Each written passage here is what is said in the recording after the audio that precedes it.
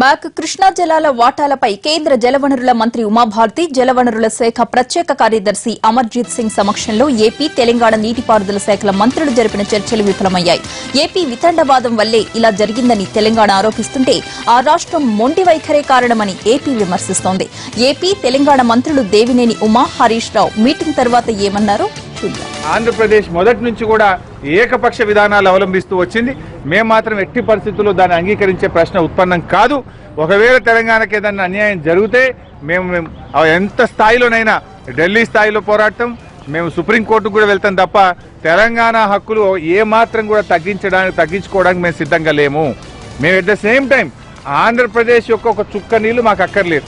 తెలంగాణ కేటాయించిన నీళ్లు మాత్రమే మాకు రావాలని కోరుతాం తప్ప ఒక చుక్క ఆంధ్రప్రదేశ్ ఎక్కువ వాడుకోవడానికి కానీ తీసుకోవడానికి మాకు అవసరం లేదు. మా నీళ్లు మాకు కావాలి.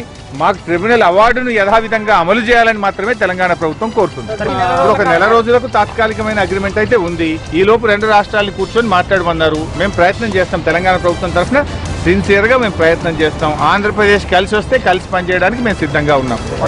ఎట్టి పరిస్థితుల్లో తెలంగాణ రైతాంగానికి సంబంధించి ఒక్క చుక్క నీరు కూడా ఆంధ్రప్రదేశ్ ప్రభుత్వం కోరుకోవట్లేదు.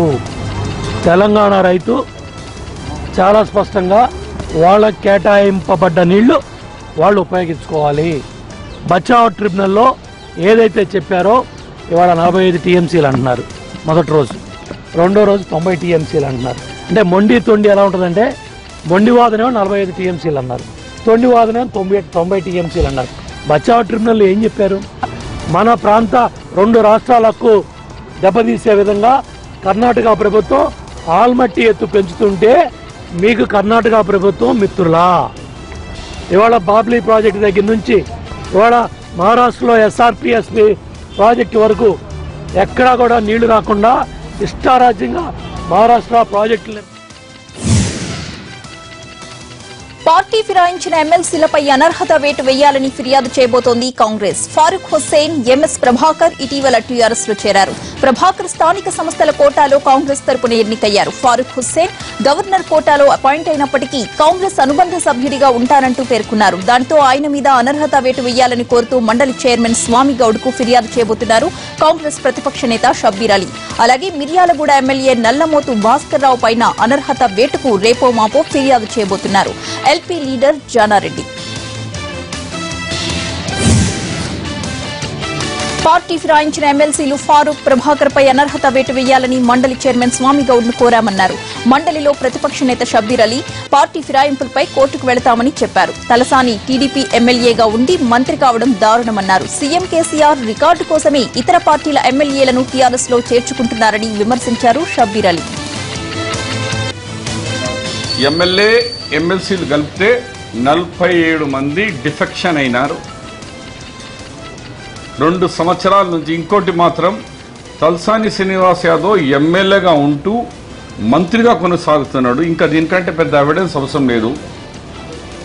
కేసీఆర్ గారికి ఒక అలవాటు ఏముందంటే నేను గ్రేటెస్ట్, అన్నిట్లో నేనే గ్రేటర్ ఉంటా, అన్నిట్లో నేనే ముందు అంజా ఉంటా అని చెప్పి ఇలా ఫస్ట్ టైం ఆయనే భారతదేశంలో 29 రాష్ట్రాల్లో ఇంత పెద్ద డిఫెక్షన్ చరిత్రలో ఎక్కడ కాలేదు.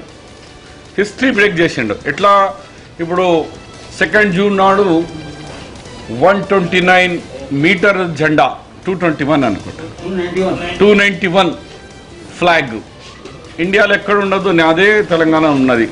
చినిగిపోతుంది జెండా, ఎక్కగానే చినిగిపోతుంది. అలాంటిది వరల్డ్ టాలెస్ట్ బిల్డింగ్ మన హుస్సేన్ సాగర్లో.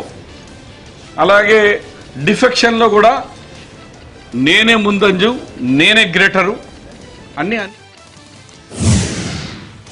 ఆంధ్రప్రదేశ్ దేవాదాయ శాఖలో భారీగా బదిలీలయ్యాయి. 8 ప్రధాన ఆలయాల్లోని సిబ్బంది, అర్చకుల్ని బదిలీ చేస్తూ ఉత్తర్వులిచ్చింది ప్రభుత్వం. వివాదాలకు కేరాఫ్ గా ఉండే విజయవాడ దుర్గగుడిలోని ట్రాన్స్ఫర్స్ ఎక్కువగా ఉన్నాయి. 5 ముఖ్యమైన అర్చకులతో పాటు 36 మందిని ఇక్కడి నుంచి బదిలీ చేశారు. ఇంజనీరింగ్ విభాగాన్ని అయితే పూర్తిగా ప్రక్షాళన చేస్తున్నారు. ఏఈఓలు వెంకటరెడ్డి, సాయిబాబా, ఈఈ వెంకటేశ్వరరావును కూడా ట్రాన్స్ఫర్ చేసింది దేవాదాయ శాఖ.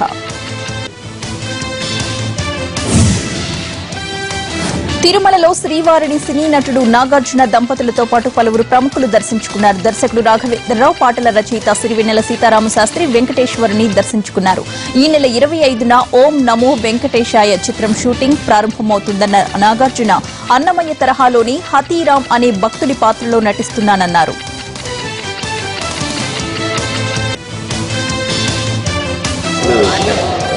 ఓం నమో వెంకటేశాయ మొదలుపెట్టాను. రాఘవేంద్ర గారి డైరెక్షన్లో, మహేష్ గారి ఆయన ప్రొడ్యూసర్. దానికి అన్నమయ్యలానే ఈ సినిమాలో హాతీరామ్ అనే ఒక భక్తుడి క్యారెక్టర్ వేస్తున్నాను. ఒక అద్భుతమైన అవకాశం ఆ స్వామి కరుణా కటాక్షాల వల్ల వచ్చింది.